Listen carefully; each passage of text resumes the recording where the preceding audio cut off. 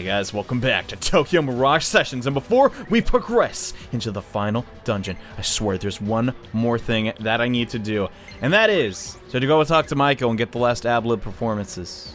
So be right back. むむむむ。どうしたんですか、マイコさん。最近のトーマくん、いい感じじゃないって思ってね。はい、あいつすごい頑張ってましたから。今の彼ならヤシロくんと並んでも負けないものを持っていると思うの。そうですね。コラボの匂いがするわ。え？ほら、ちょうどヤシロくんも特撮番組に出たじゃない？ドクトル・シュラウベ。はい。トーマくん扮するオーガとヤシロくん扮するドクトル・シュラウベ。フォルトナが誇る二大イケメン、ホット・オアクール。イエス。ノーノー、ホット&クールよ。はあ。情熱と冷静の狭間に生じる正義と悪のコントラスト。これはいい化学反応が望めそうね。あの二人がコンビを組むって面白いかもしれません。そうでしょう。早速二人に掛け合ってみるわ。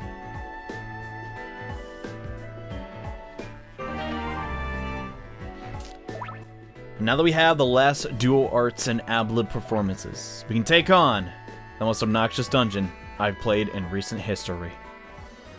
So, I usually don't like to talk about this in videos, guys, but we really need to address the Cosmic Egg. First off, can I just say, the aesthetics, absolutely beautiful. But what you're about to witness has to be one of those poorly rushed final dungeons I've ever witnessed in a video game. I'm not saying it's all bad, but it could have been a lot better. First off, the sea is made of Snapple. Why they went with orange, I don't really know. But oh well. Also, all the enemies in here are relatively boring. You might fight a couple, but we're not really going to break into that. Now, I've recorded this video beforehand, and man, I was really critical. So this is actually post-commentary to narrate over what I was going to say in that video. So pardon me if the video is not really up to snuff or isn't really like the other ones. That is because I am not playing as I am recording. However, I felt this was necessary to really get a point across here. This is not how you make a final dungeon. A final dungeon should just introduce new things, and you can't do the whole remix and, you know, one of my favorite examples of a classic like RPG. Paper Mario did the same thing. They took things from past levels, incorporated them into their final dungeon, which was also very lengthy. However, they did things to break up the monotony. They introduced new concepts, things that were never even seen before in the standard gameplay, into that last dungeon to always put yourself on your toes. This place, on the other hand, just kind of just beats concepts into your head, and there's block puzzles. That's more or less it. There's also this segment in where you need to find something. Now, I'm not going to say Tokyo Mirage Sessions is a bad game. As far as the Wii U and RPGs go, hey, it's probably one of the better ones.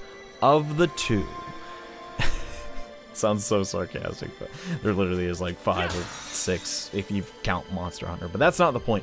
The point I'm trying to stress here is I can almost feel the pain of the developers. And I could be totally wrong. The people at Atlus or HQ or Nintendo could be like, man, we felt we made the best product we could. And they maybe did, but I see truly a rushed product here. And that really does hurt me deep down. I can ignore all of the idle just themes and plot lines, but one thing I just simply can't excuse is a subtraction from the Atlus seal of quality I have just known for so long. It really does just like, man, it stinks, honestly. Like, I'll talk more in depth about this later, but Just the level of padding in this dungeon alone, just... Man, I don't know. I just wish Atlus got to do what they really wanted to do in the time that they wanted to do it.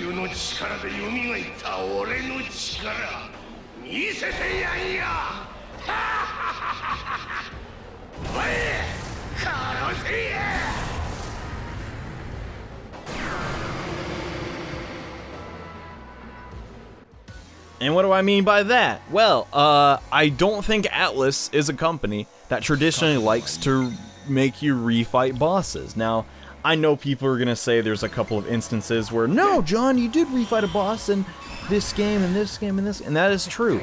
But most of the time, those enemies were marginally different, did things that you weren't expecting, and put you on your toes. They just gave this boss slightly better AI and stronger attacks. This is not how you do a boss rematch. Now, I'll say this again and again. Traditionally, I do not enjoy these in role-playing games. I think they're kind of lazy. Because realistically, all they had to do to incorporate Garrick here into this arena just had to give him a somewhat stronger AI script, buff his stats up a bit. That's all they did. That's real, just dead serious, all they did here. And on a programming standpoint, I don't know. I feel that's personally, like, not the best. They could have even given me a fight like they did in the, like, the tunnel, and just, they're really, really strong units, but they have a unique strategy that you have to employ. If you just remember the fact that this guy is an axe unit, you won. Am I the only one that has a problem with this? Now, admittedly, I guess it's here to show you, yes, Itsuki and Chrom and his party have become so powerful. It's just like, dude, who the... No, they haven't. In fact, he's not even an axe unit. He's a stinking sword unit. That's how unmemorable he is that I forgot that very common fact. Now, I hate to be negative on this channel, I really do. And I just want to stress again, I don't make video games. I don't know a lot about it.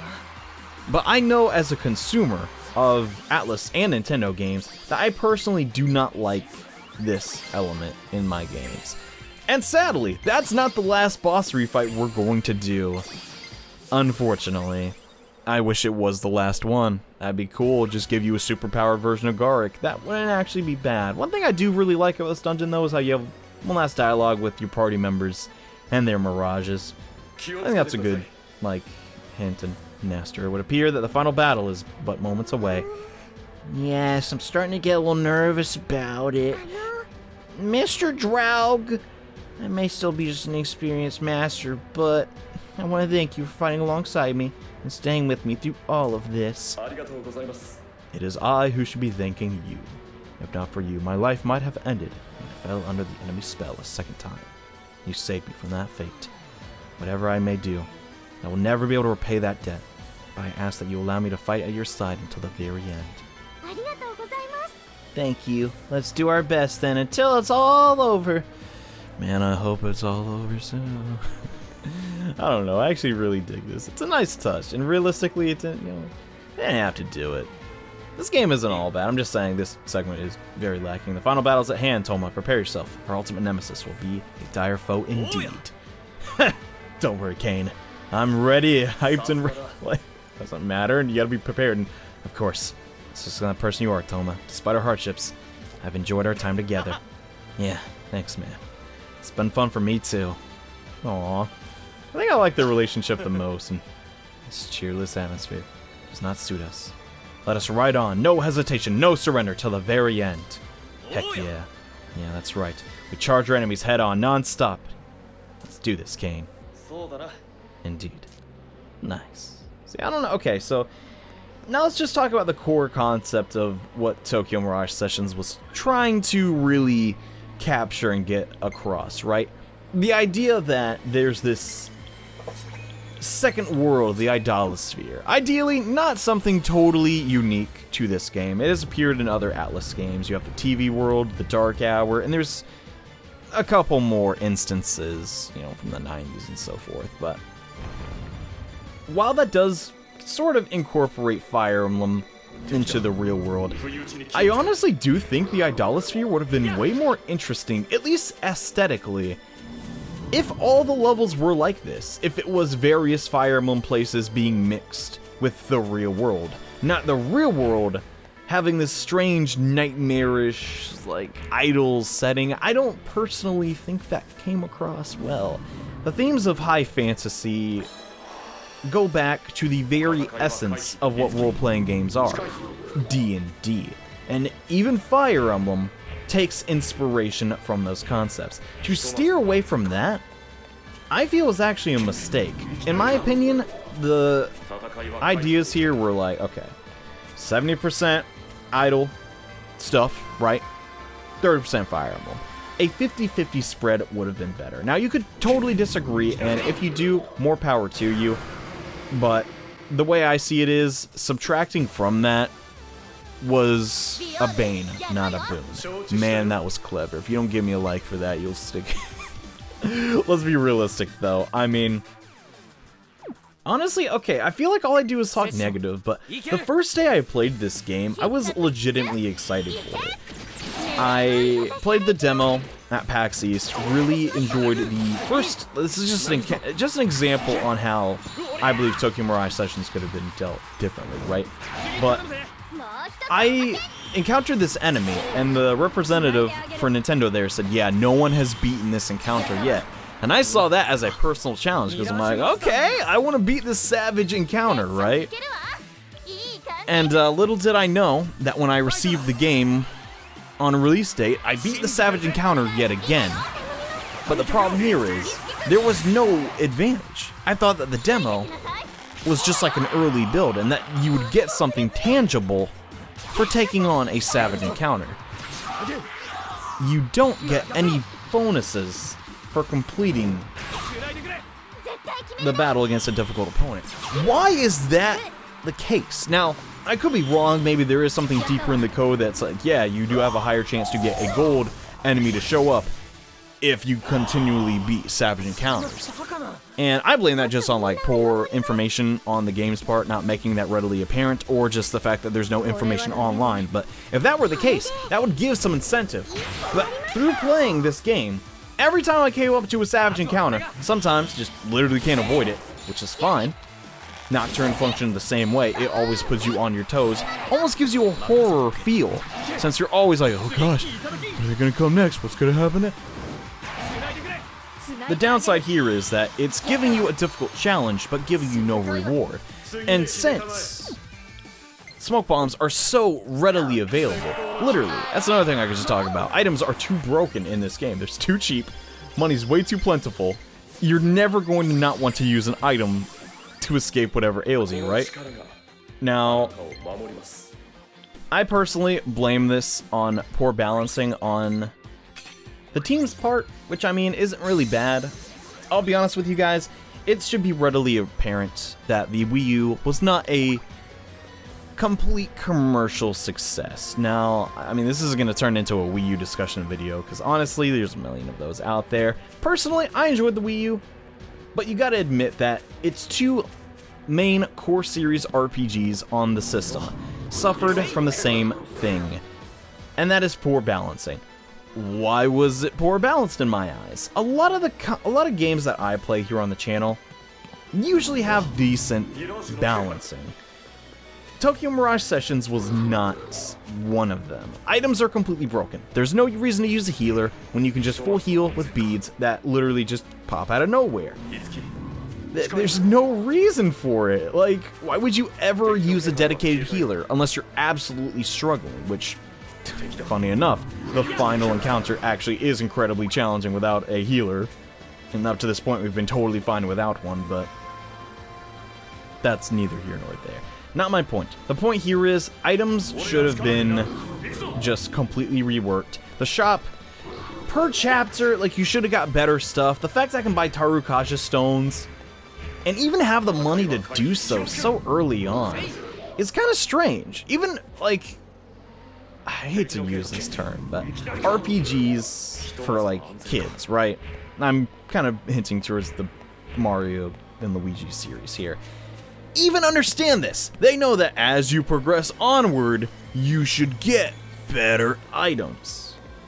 That's just common sense, right? Like, I'm just saying, like, if you gave me, like, the code to this game, I think I would actually be able to tweak some stuff. Some spells, I believe, should have cost way more EP. But they don't, so you spam them every turn, right? Like, I don't know.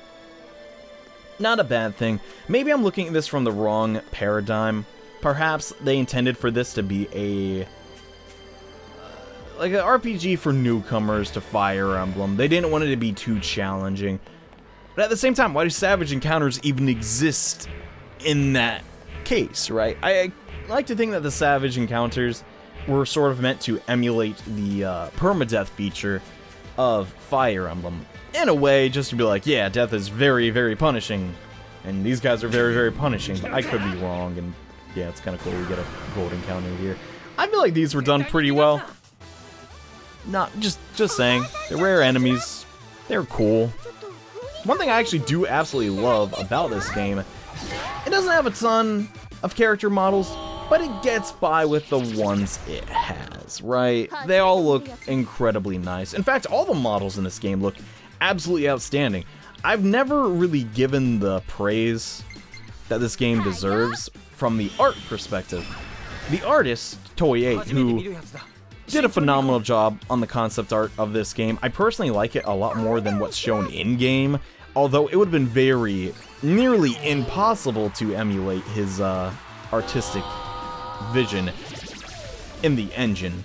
They're basically like, okay, it's the Wii U, we're just gonna make it look really clean, you know, there's not gonna be a lot of detail on many of the opponents, but I don't know, I feel he did a good job with the characters. I've read his sort of description and mentality on why he wanted to create the characters in such ways, and it was very insightful. It showed me that they got the right man for the job. I have no complaints from that part. Toma, Ellie, everybody. I also really love this ad-lib. Dual art. It's so freaking cool. Get him, boys! Mostly because that was my two favorite characters in the game, but that's not the point.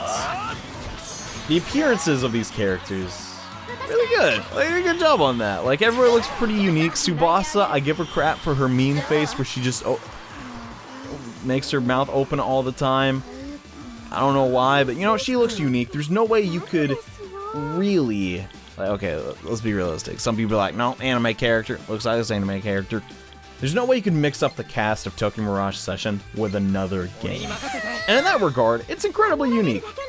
And I like that about it, but that sadly can't carry the entire game, which sucks. I mean, I don't know. I feel like Nintendo should definitely work with him again, because he did a really good job in this game, but I don't know the inner workings of Nintendo. Maybe they have, like, you know, they have to spread out. They can't keep commissioning the same artist over and over again, or maybe he has other projects he'd like to work on. Who knows? That is one thing I think as to why, like, Eastern games just don't always succeed in North America, though, is simply put, sometimes an anime art style can be what kills, or just simply put, like, gives the best sales ever to a specific game. I don't think they went with the right style here for, like, the character models. Like, I don't know. And again, I could just see, here's the thing, I have no right to criticize. Like, who am I? I'm just the guy that plays the games, right? Who am I like, this was too anime. Man, I don't see you drawing no anime. I don't see you drawing anything, come to think of it. I kind of flunked out of the whole art thing. But I know what I like. And I do feel that, like, Nintendo is aware of the divide between East and West. And they are like, okay, we're not going to bring over every anime-ish game. And seeing the sales of Xenoblade Chronicles in this game, I don't think we're going to get... I don't know, let's cross our fingers and look to the future. Maybe we will get some more RPGs on the system, but Only one way to find out are the future systems, but it was looking like the 3DS and Nintendo's handhelds seem to be what really makes like them the most profit. And I don't know, man. Looking back on it, if this game didn't have like super long loading times, the characters animate, like honestly, there is like, I'm sure you guys have seen it around the internet before. You can make it great, but it won't be cheap and fast, or you can make it cheap, but it won't be good. It'll be okay, so it's like three things, right? You can make it good and cheap, but it won't be fast. You can make it fast and cheap, but it ain't gonna be good. Where does Tokyo Mirage Sessions lies in there? I think you can make it good. I don't know. Like it's really the strangest thing. The fan backlash, I feel, personally was kind of, I don't know. Was it warranted or not? That is up for debate. Personally, my knee-jerk reaction was utter disdain.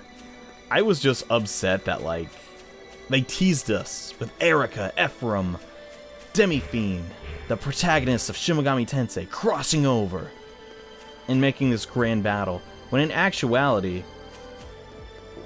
what we got was a mix of their two games. Like, I feel like that was a, like, communication problem, if anything. Like, why couldn't they just be like, so how would you feel about this, right? Or they could have just kept us a little bit in the loop, even teased us at it. Like, that would have maybe, like, if they just showed, like, even a little updated trailer. It was just like, alright, here's the game, this is what you're getting, if you don't like it, too bad. And that's obviously gonna, like, blow up in some people's faces. Why it took us so long to see anything on this game until April 1st in a Nintendo Direct still confuses me to this day. Were they just trying to get it out the door? I don't honestly know. And yeah, this thing is also this puzzle's really bad. I mean, I'm not just saying that because I can't complete it, but it's just not very apparent, mostly because you have to look at the gamepad as a map, and the map just, it's not even that great, but oh well, we'll eventually persevere. We're pretty much at the end. Not of the dungeon, oh my goodness, I wish, but we're slowly but surely getting there. We have like another segment or two, I believe, and then we'll be carrying onward, but yeah, I mean, you could say wasted potential, that they should have gone back and actually done a crossover between SMT and Fire Emblem, but at the same time, I don't even know if that would really work out. I think they did like what they thought was right at the time and what Nintendo was going to be happy. Either way, Atlus got paid. The way I see it in the game industry is when you make a game exclusively for a system, the developer, they're not hurting that bad if it doesn't sell.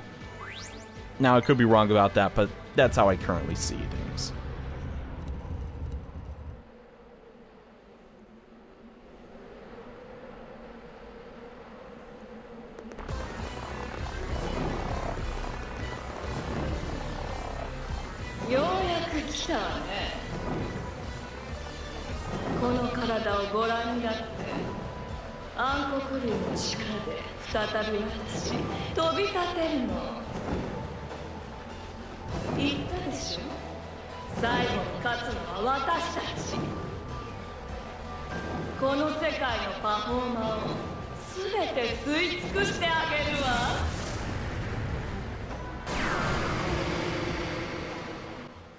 Now, I rarely talk about, like, the actual economics behind game sales, because, truth be told, I don't really know a whole lot. I like to pretend like I do, but I don't. The opposite could be, true. They could be like, okay, this game did really bad, we're not working with you anymore, but I actually don't think that's the case, seeing how Atlus and Nintendo are already working on another collaboration on their new system, which will be releasing shortly, which is mostly why we're getting this one out of the way, but I don't know, man. I feel like, let's think about this, okay? Nintendo, I'm just gonna envision myself as a Nintendo, like, salesperson. Like, okay, we made this game, partially in-house, partially with Atlus. It did not do well whatsoever. We could chalk that off to simply on our fault, or the system's fault. But why? I mean, there has to be a lot of game companies that you could work with, and instead of Atlus, right? Unless they were actually really pleased with the product. From what I can gather, maybe it's just me. This game reviewed very well. Like, people were like, tries new things, unique setting. Maybe I'm the problem, or my standard for like role-playing games is just far too high. I don't know. At least for console games, the RPGs that I do play, usually from Eastern publishers, meet my requirements to be like a really good game. For whatever reason, this one just didn't do it. I mean, I feel like a lot of it is just like, I can see internally where they kind of cut quarters a bit. Corners, not quarters. Why would you cut a quarter? No, but and that kind of does rub me the wrong way. But as far as like just simply playing the game, like not even from a recording perspective, it was just okay. Right? If this was my first RPG ever, and I was some Japanese kid that played Love Live all day and was 14, I'd probably have pretty high regards. But because I've seen other games do what Tokyo Mirage Sessions set out to do and do it much better, I can't really give it such a high score. Right? Is that a fault on me or is that a fault on the game? Hard to say, but I don't know. Did I enjoy my time playing it? Honestly, like, past chapter 2, if I was like just a casual player, I'd be like, alright, I kind of get where this game's going. I just kind of watch the ending on YouTube and maybe see some of the things. But here's the thing, I am that guy that provides that YouTube video, so it's like, well, I gotta finish it, like, you know what I mean? Like, I don't know. The highlights definitely were, in hindsight, the side stories. There was just a lot of good ones, actually. Toma's one with the kid, I actually really liked that, and when it was revealed that his thing was Able, or his Mirage, I thought that was a pretty cool touch. There's a couple of cool touches in there. Actually, one I did, like, just discredited and didn't really give, like, just enough praise, was the one with Tsubasa and social anxiety. Because I never realized, like, until playing this game, how rampant of an issue that was. And that's actually kind of cool, like, that the game tries and tackle a serious issue in this fashion in just a video game. And I understand video games have been doing that for years. The Persona series obviously tackles themes like that too, but I like that Atlus does that, and that they're not afraid to touch on things in the real world, real issues that people face. This is just obviously like the bare bottom that the game could have done, right? Like, if I were working at Atlus and wasn't afraid of, like, ratings or any stuff, you know, could have done some stuff with, like, rampant fans of, like, an idol and how an idol might deal with that, and, you know, what their like was like before, and how, you know, now that they're an idol, they can't do all the things that they want. I don't know, just throwing out some ideas. The setting of an idol maybe doesn't work for this game. It's still something kind of cool, though. Like, it's hard to believe that these 16, 17, and 14-year-olds live seemingly perfect lives and become Mirage masters. Like, I don't know. A lot of these characters simply just do not have faults other than Tsubasa. Has anyone else noticed that? Oh yeah, we're back here, but Tsubasa clearly is, some could call her Mary Sue. I don't think she is, because, sure, she does have the thing where it's like, oops, I'm clumsy, but she obviously has issues, and she's not the best at what she does, you know. And I guess Ellie here also wasn't really, like, the most standout, and Ellie, it looks as though our gang, our grand saga, is finally drawing its end. However, one regret remains. My girl, you're still as boisterous as ever. It seems you have failed in teaching you true etiquette. What? Mind your own business. I never wanted to become some kind of fancy lady. Yes, I know. And I hope that one day you shall become the Hollywood star of your dreams and find the fame you deserve. That's debatable. She deserves it. And thanks. And I guess that if you're set on it, it can be a little more classy. I'm not in the silver screen when the time comes. Wow. Hands down, the least intimate. It's just like, you're not mannerful enough, and it's like, I am, sure, whatever. And Tsubasa, your song, your attitude, it's all changed. You're so great, Tsubasa, you can do no wrong. I'm sorry, just remembering the first time you sang to express your feelings to Aya. Oh, that was new to me at the time, but your song changed me. Before I feel as though I was fighting. Aw, cheater. Don't mention it. I don't know why it made you sound like Kermit the Frog, but thank you, Tsubasa. Well, you were always there to save me when I was in trouble, which was numerous times, actually. So thank you, too. Yeah. I don't know, I liked Kane and Draug's ones a little bit more. Just throwing that out there. Anyways, now on to the next stratum of this dungeon. And as you can see, yeah, we still got a long way to go. Oh my gosh. This game, man, I don't know. He really likes this. Also, yeah, I'm pretty sure I save here.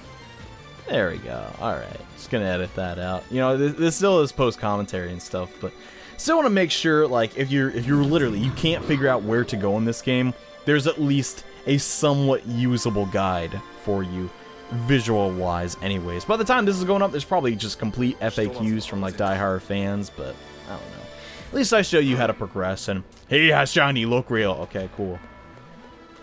At least they kept that concept from mainline Shin Megami Tensei. The monsters always have to talk in full caps, right? And, yo, give me this orb thing.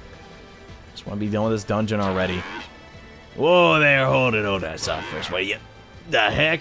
You're the jerk I fought at Daito TV. Oh yeah, that was another really bad chapter. That's pretty much, I was having fun. No, I take it back. Second chapter, it was so good. I was like getting the grasp of the combat. Didn't know that Tharja was just completely worthless because magic's bad in the game. I don't know, that's not the Mirage Master's name, but whatever. I was having fun up till that. Then I got to Daito TV, and I was greeted with that puzzle, and that was just not a good puzzle. Now, Atlus, in the past, hasn't always been great with designing their dungeons to be the best they could be. Even this reminds me of a specific dungeon in Nocturne, where it's basically just trial and error. And you even see here, I'm kicked back to the beginning. What was my indication there? It's just literally random guessing.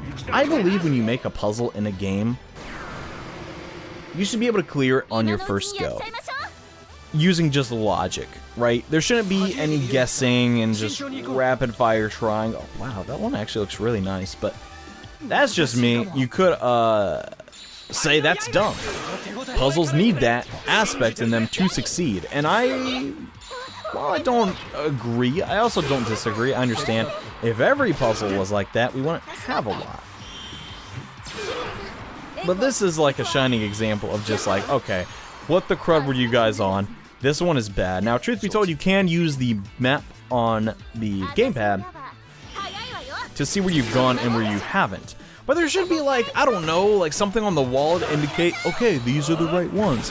Sure, that doesn't make any sense in like concept of the game. I don't know. At this point, we're just talking about like meta stuff. Like, all right, does that make sense? Does it not? Is it helpful to play? If I were to design an Atlus game like today, like I would just like, okay, we're gonna take the invisible wall thing from Strange Journey and SMT 1 and 2. Never use that. Never do it. First off, the game that I would design was not going to be a 2D dungeon crawler at all. Or if I ever would. It'd actually be kind of like this. In my eyes, Tokyo Mirage Sessions does a great job at putting the enemies right before you and being like, okay, you don't want to die? Don't hit these guys. It does that great. Right? Estoma being in the game from the beginning, basically. Like the first chapter. That's great. Estoma, the opposite of Estoma, that was super smart. I actually will give the game designers praise on that. Because another game that I played, Etrian Odyssey, it seems like you don't get the rappel in that game for so long. Like, I'm talking directly about Etrian Odyssey 1 here. Things could have changed in like other iterations of the series. But I feel it's fundamental to just have the Earthbound thing in the game, right?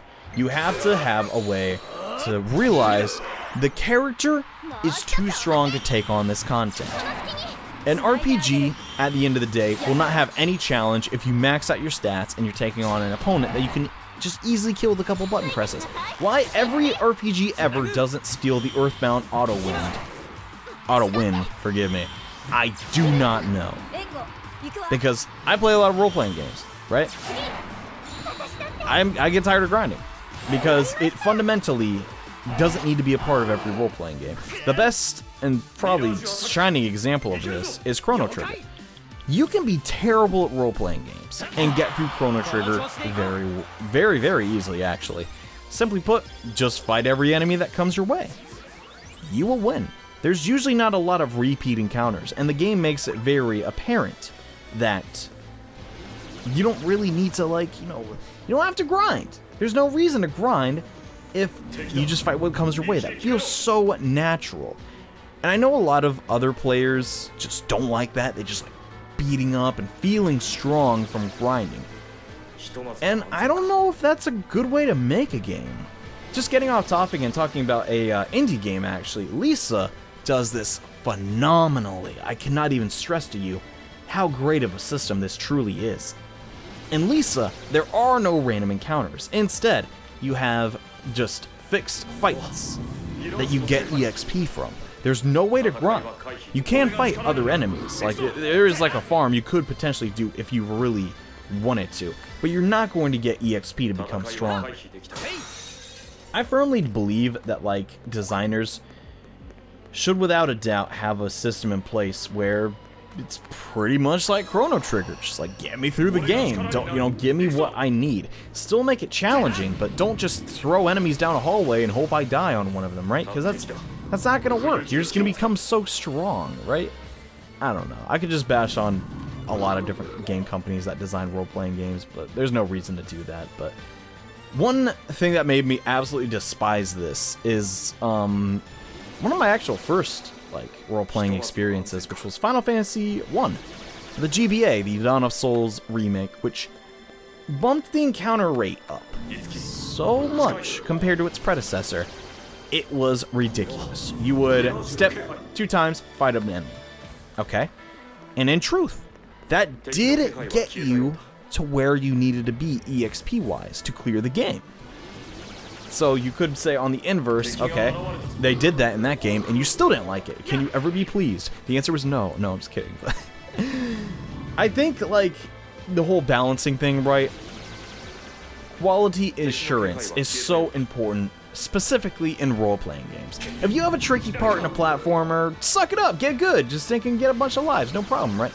But in a role-playing sense, that can completely crush a game. Just encounter rate too high, encounter rate too low. But Atlus was smart about that, and they gave you repels and the opposite of repels very early on. So good on them. I love that aspect. Estoma, just, it needs to be like in every game, sure. And Atlus, obviously it won't work the same as in this game. Obviously you need to recruit the monsters, so there's no way they can do it Chrono Trigger style and just have it, okay, you fight a couple monsters, you're good, get out of this area because you're way too strong. That obviously wouldn't work, but in a game, pretty much, in setup, you have 3 people just like Chrono Trigger. You're in this area like Chrono Trigger. I think they should have done that. In the first dungeon of the game, they did that almost perfectly. You don't have to grind to beat a Versa, really. If you just fight every enemy that comes your way, you're gonna be fine. And I just don't see that happening in this game, man. Like Onward, the dungeons get increasingly longer. They send more mirages your way. I do really like that part. That looks really intense and really good on the art team. But simply put, encounter rates are incredibly important. I'm sure you're just tired of me blabbering on about this. Another game that did this fantastically, let's come to think of it, what game was that? Oh my gosh, it's been so many years. I'll come back to it later, but just throwing that out there. I'm not saying every Atlus game is amazing. Nocturne's encounter rate probably it's way too high at times, and I hold that game to such high regard. But you get repellent very early on. Sure, the repellent doesn't last very long. It should definitely count for 2 cycles, but I don't know. Times were different back then. I just think that a role-playing game made in 2015 technically, would really understand these concepts. Now, I could be wrong. Japanese players may just love high encounter rates, and I could be the minority. That is very possible, but I don't know. I feel like this game just didn't get that down. Also, yeah, this scene's really funny. I don't It's like, oh, I've been boxed in. One thing this game did do good on in my opinion. The humor was right where it needed to be. It was the correct level of Japanesey, and I hate using that term, but it was definitely... Some of the side stories were just absolutely ridiculous. The one with the cat, I sounded like I was really irritated when we got to that one, but it's actually kind of funny in hindsight. The one with Yashiro cooking, very good. Some of the Kane ones, also pretty hilarious. And in that regard, it did a good job. Also, the voice talent, sure, it's not our native language. Based on the stars in Japanese and the reception I've seen from international players, really, really good. They got the good dub team. Not a good dub team, but they got a good, like, cast to do this game. And that's sticking great. I hope, like, I mean, we're actually getting there, in my opinion. I could go in a whole spiel about voice acting at some point, but I personally do feel that they're catching up here in the States. I think NA has come a really long way since the 90s, and every dub being the most atrocious thing in the world, minus DBZ. I don't know, man. I think it's looking up is all I'm trying to say.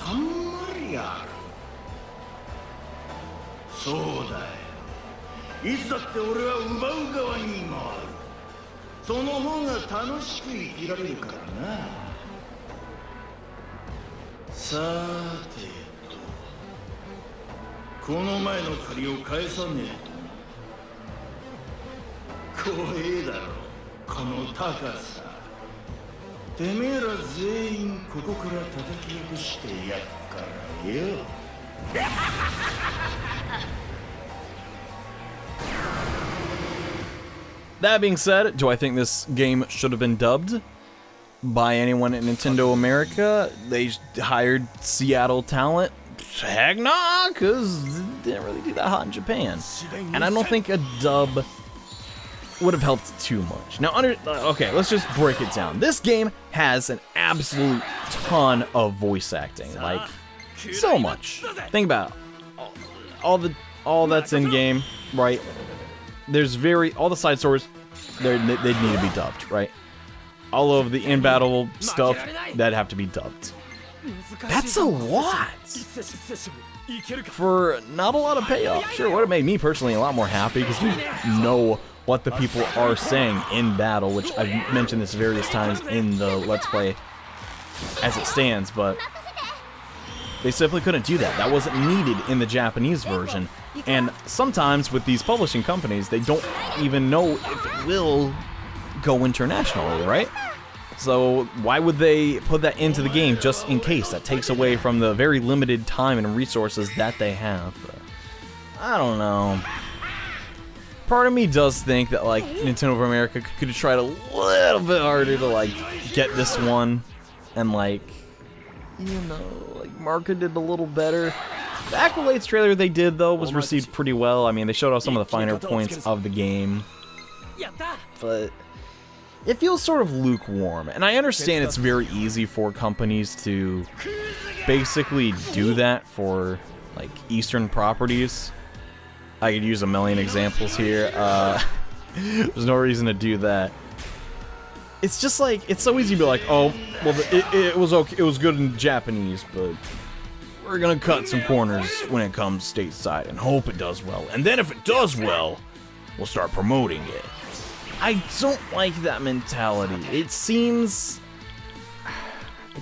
lazy. And I know it's a big risk to be like, alright, we're gonna put a lot of time, money, effort into this project. Oh wow, it didn't do well. We gotta back off a bit, and then it just slowly fades into dust. I mean, there's a million things, at least in my youth, that I could use as an example. Metabots, Duel Masters, Zoids, you know, relatively loved in Japan. Didn't do so hot over here. And maybe that's just how things are. I don't really know. The business side, it sure does seem that like they want to keep a lot of stuff that succeeds in America, like in-house. Maybe they have to pay like a lot to Japan. Maybe the government frowns on that. I don't know. What I know is that if you are going to release something and market it, heck, this isn't even relating to stinking Tokyo Mirage anymore. Just more or less in general talking about like how products are localized and brought to the States. Sometimes you gotta go in all the way or you're not even gonna break even. Like, let's just be real. Like, okay, tons of examples. Earthbound, they went crazy with. They were like, yo, these games are loved in Japan. It has a very American setting. RPGs are doing fire on the Super Nintendo. Let's package this with, you know, all the stuff, give all this promotion, right? And it flopped. Was that a full-hearted attempt, or was it lukewarm? It's difficult to say.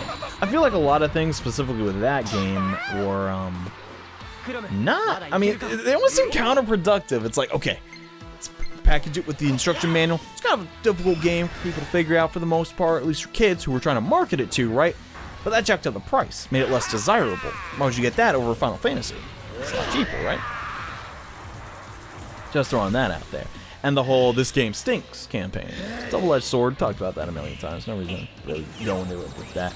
But was it a lukewarm or full-hearted attempt? Personally, the translation for Earthbound, pretty fantastic. I feel like a lot of like people, you know, wanted that game to succeed. So, probably not a good example. A lot of what I see nowadays, though, is not the best translations. This game actually had a really good translation, all things considered. I know some people are mad at Nintendo America for censorship, and I will defend Nintendo on that. Even though it sounds like I've been bashing their company for the past, like, 45 minutes. I don't even know what point we are in time in this video, because the timer broke. Yeah, but, definitely support their decisions with the localization and the... I hate the word censored in the context of video games. Let's be realistic. Sure, this game doesn't have the swimsuit bath time DLC. Does that ruin the experience? Does it? Does it really? If that was in the game, right? Possibly could have had an M rating. And for eons, right? Fire Emblem has had a T at most, okay? If memory serves me right, I don't even know what, I'm pretty sure Fates is, yeah, T rated. There was no way Nintendo was gonna be like, no, we're not having an M rated Fire Emblem. So they had to cut that aspect of the game and change certain aspects of it. I believe I've talked about this briefly in the second chapter of the game, but things were a little bit different in the Japanese version. There is this type of model, forgive me for not knowing what the model is like, referred to as. I don't frankly care.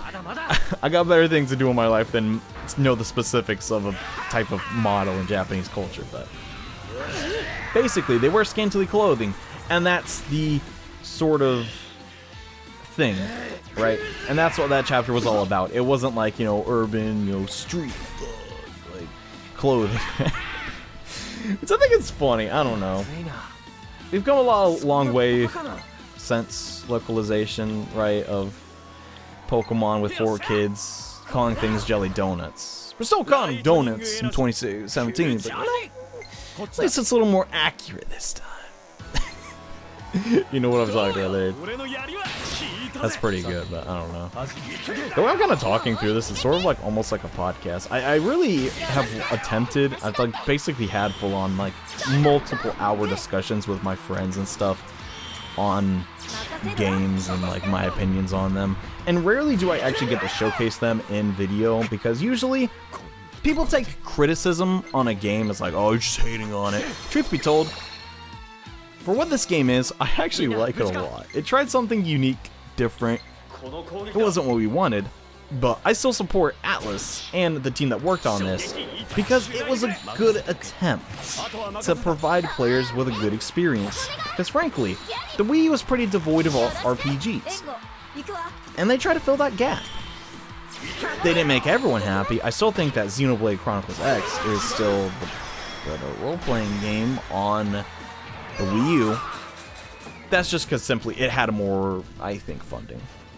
And it was a lot more ambitious. And realistically, the gameplay was just a lot more interesting. It was something, you know, just completely like, okay, robots in games, you know, giant mechs, not completely unheard of, but having them in a role-playing setting still pretty rare in this given day. So I think that did a pretty good job.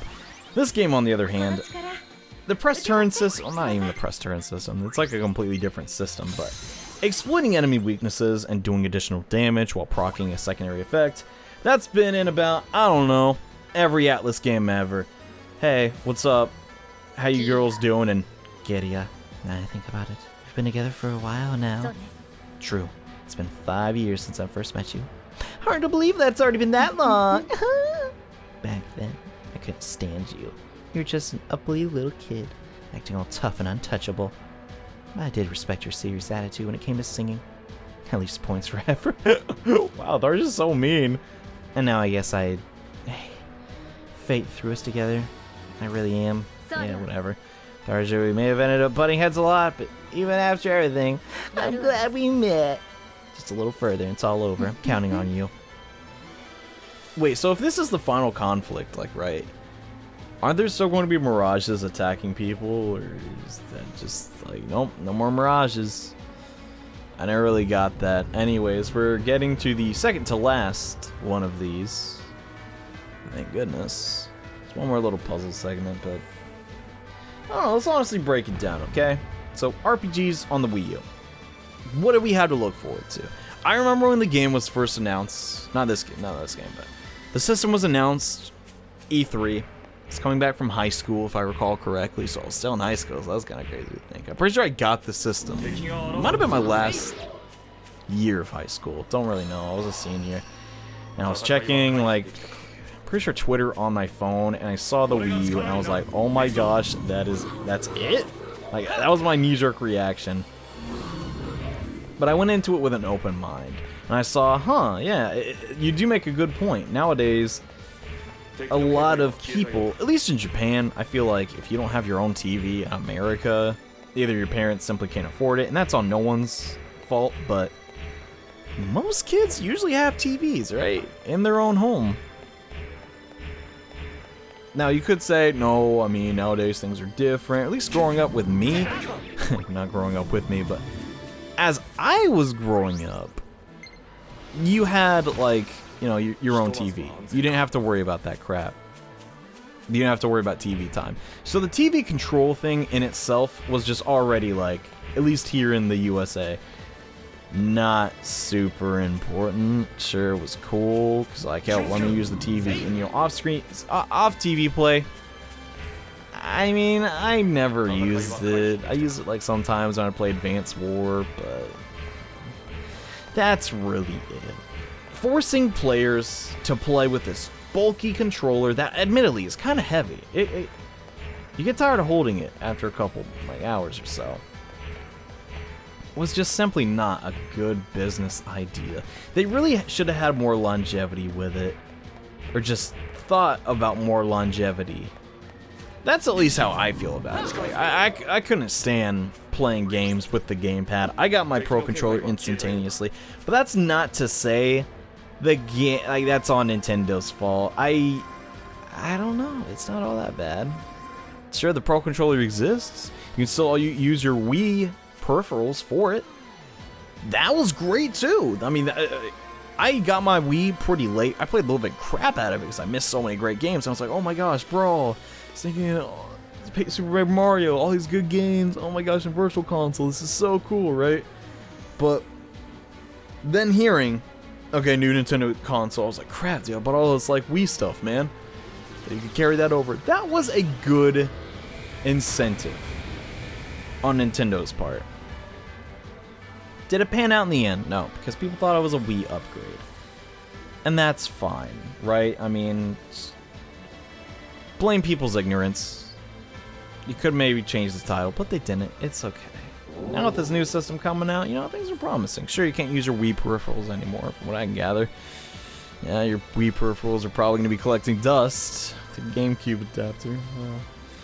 Short-lived Nintendo Wii U GameCube adapter. let's not even talk about that. That's a whole other story. But things are looking promising. I mean, the Wii U, like, you know, it did its best to enhance Virtual Console. I personally feel they should just, like, day one be like, all right, every Virtual Console game's on. Because even to the day I'm recording this, it's like, hey guys, you can get this game from the 90s on Wii U. It's like, what took so long? I think even till this day, you can't play Yoshi's Island on Virtual Console. I could be wrong about that. I just remember last time I checked, I was like, yeah, you legit just can't. The cheapest way to play that game is by buying with a cartridge. I hope that's not the case now, because that'd be a darn shame. Because that's a really good game and all, but I don't know. I hope they figured that out. At this point, we're not even talking about Tokyo Mirage Sessions. This is just like a general rant, more or less, on Nintendo. But I just want to stress it again. Do not dislike Nintendo at all. I believe everybody working there is trying their hardest. I've even had the pleasure of meeting many of the individuals that work on the games and having short conversations with them. They are as zealous as ever. And that is something I personally look up to. The same on Atlus. During my trip to Los Angeles, I got to talk to a couple members of Atlus. One guy, he never played an Atlus game before, and he's like, yeah, I just flat out haven't been getting as much work done. I can't believe we make these games. Like, we help you make these games. I was just like, oh my, like, I don't know. He actually legitimately loved the game, right? And that's just so refreshing. A lot of people say, oh, video game companies, they don't know what they're doing, they're out of touch. Maybe it's just the people I talk to. They are very aware on how to make games. Simply put, like I was talking before, with, like, you know, just, you can't make it cheap and good, or it'll be cheap and fast, but it won't be good. You can make it fast and good, but it won't be cheap, you know? And I think they're doing the best what they can. Like, the Wii U already didn't have a really large install base. They tried to push it with Smash again. It just wasn't enough. And I'll just, like, say it straight up. Smash 4, it's a great game. It really is. Sure, some things aren't perfect. I think my biggest complaint, though, is the menu. The fact that Smash, what is it, like Smash Land or something? It's the game where you play as a party and fight each other. That should not have had such a big thing on it, but dividing the 3DS and Wii U versions, in my eyes, good idea. Sure, it didn't make everyone happy, but it made a lot of consumers who, simply put, didn't have the money to invest in two Nintendo consoles, made them happy. Some people wanted to play portable Smash Brothers, and I know people still to this day who have more in-game time on that. That was a smart business decision. And people, I think, are a little too critical on Nintendo at times. Sure, I'm not completely happy with all their practices, but I still have confidence in this company. Is that due in part to my nostalgia and my good memories of playing their games for almost 20 years now? Hard to say, but at least from what I'm seeing, they are really looking forward to the future and trying to take criticism and enhance their company. I don't think Nintendo has any plans of stopping the console game and being a publisher like Sega. And that's no hard on Sega either. I think that was the smartest decision they ever made, because developing consoles is kind of risky, man. Like, let's just break it down. Like, if your console fails, it's kind of tough to come back. I don't know. Maybe I'll look back on this and, like, Nintendo's doing fine. Their new console just pretty much eliminates... Oh my gosh, did I do the same thing again in this? I think I did. Apologies in advance. But I don't know. I feel like they still have a long history ahead of them. They sure have had a couple bumps on the road. GameCube, and I'll defend the GameCube to the day. Like, it's a good console. Sure, it couldn't compete with the Goliath that was the PlayStation 2. The Xbox sure as heck didn't, right? Like, come on. Like, that's an unrealistic comparison. Like, PlayStation 2 had Kingdom Hearts 2, man, and Shadow of the Colossus, and the list goes on. That's all I'm trying to say, dude. But I don't know. Some of my favorite, like, gaming experiences definitely came from that specific console. It just was like really good. I don't know, man. Like I think back on those times. Okay, this is like Tangent City.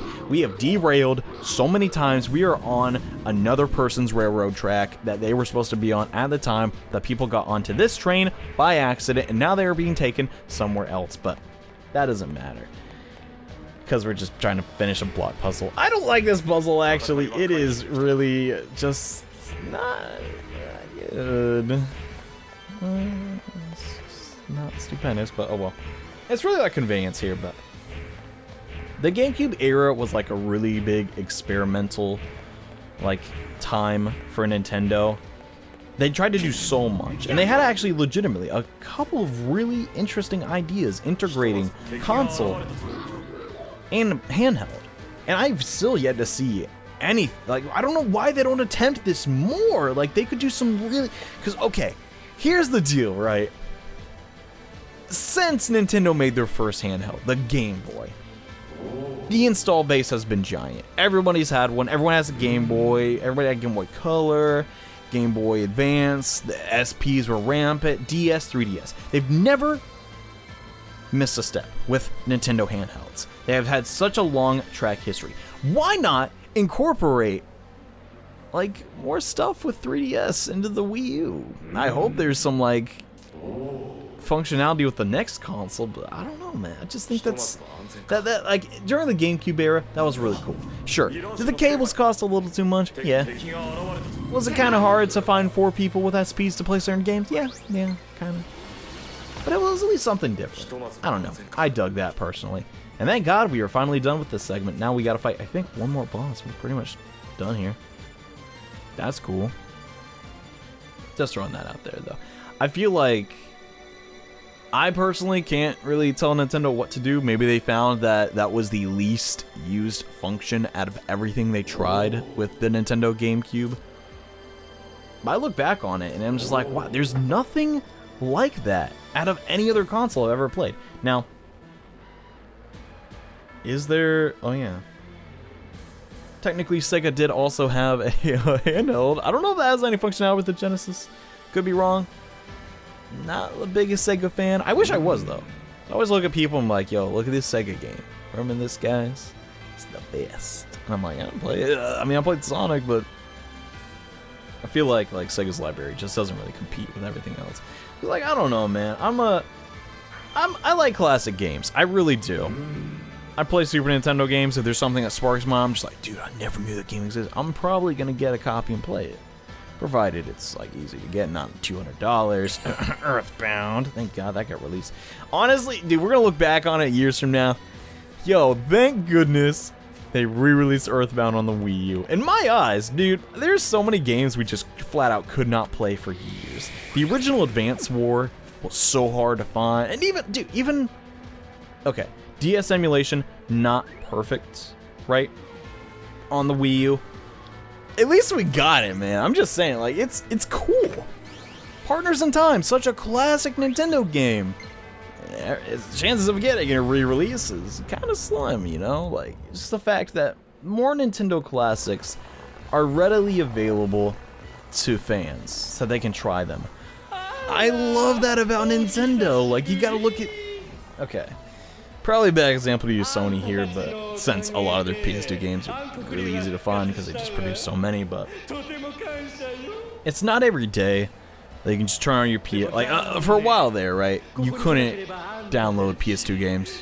Some really rare ones were just really hard to find. I think Psychonauts was like, oh my gosh, it was pretty pricey. And that got a re-release through the PS. Okay, bad example because that also got like a Steam re-release, right? But some of the Fire Emblem games are still not really that easy to play. But just this month, they released Shadow Dragon, right?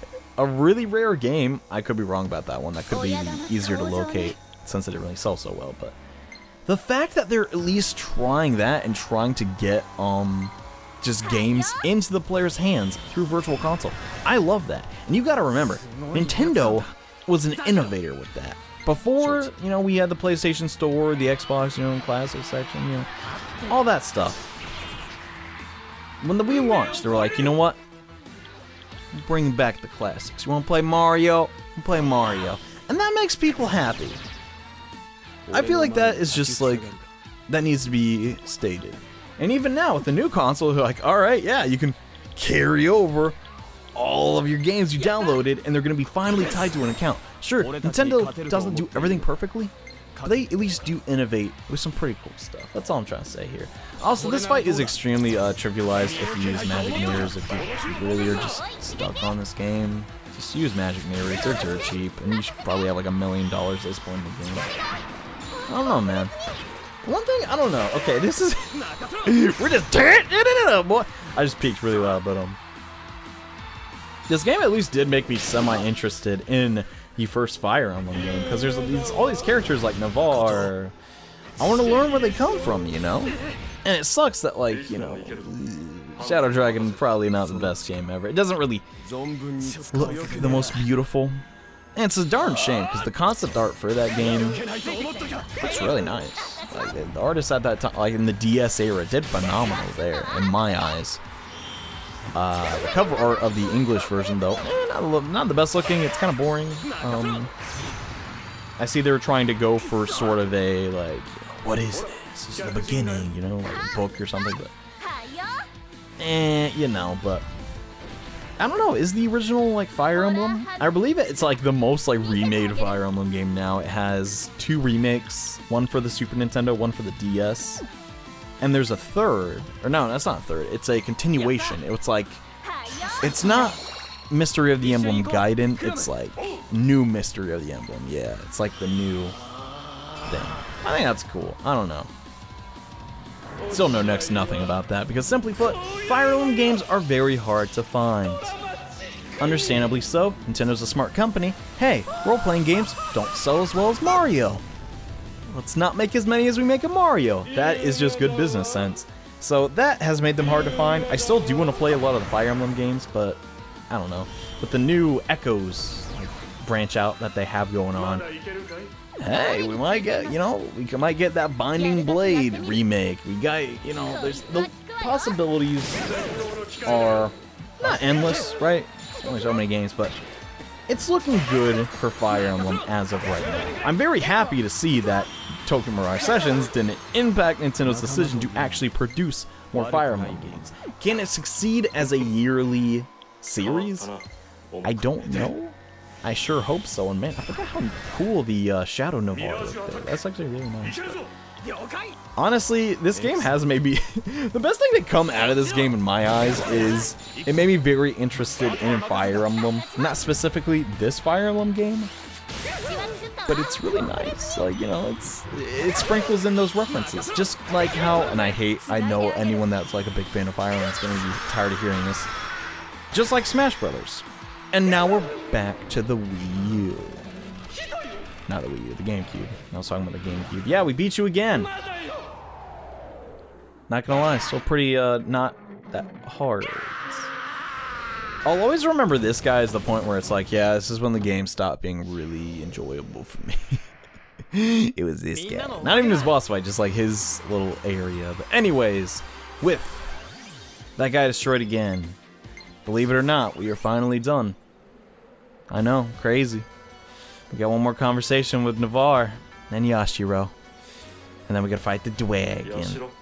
Yashiro, it seems your quest for revenge will shortly come to an end. We'll finish it with our own hands. Yes. That's really all you say. Navarre, I owe you my thanks for fighting alongside me, though. Through everything we've endured. Can't even read it's been commentating for someone. Where is this coming from? If it was I who roped you into this mess, my own personal reason. Selfish reasons, yeah. I was exactly some reluctant captive. As your partner, I was able to learn countless new truths. I'd say it's my good fortune that I met you, Yashiro. So until it's all over, let's fight as one. I appreciate it. And let's move. Dang, not actually a bad one, so... And it shows you that the Mirages benefit, and so do the people. It's kind of cool, because it's like, yeah, just pointing out they're not captives for crying out loud, but... Holy crud.